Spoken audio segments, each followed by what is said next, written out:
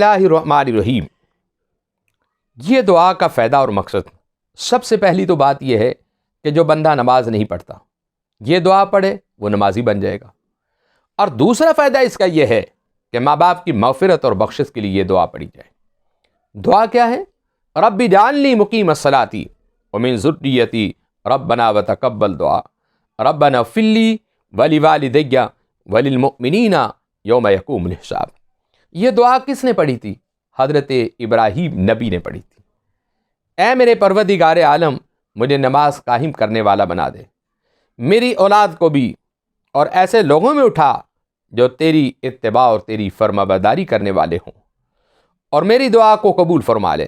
پروردگار مجھے اور میرے والدین کو اور سب ایمان والوں کو بخش دے اور ان کے گناہوں کو معاف فرما دے۔ یہ دعا آپ ہر نماز میں بھی پڑھتے ہیں، آپ کو علم ہے۔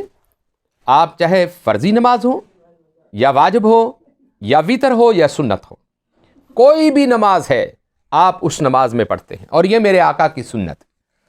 جو بندہ یہ کہتا ہے کہ میں نماز کی باقاعدگی نہیں کرتا، وہ فجر کی نماز کے بعد اس دعا کی ایک تسبیح پڑھ لیا کرے، اور صرف 11 دن پڑھے، دیکھیں کہ وہ کس طرح پکا نمازی بن جائے گا۔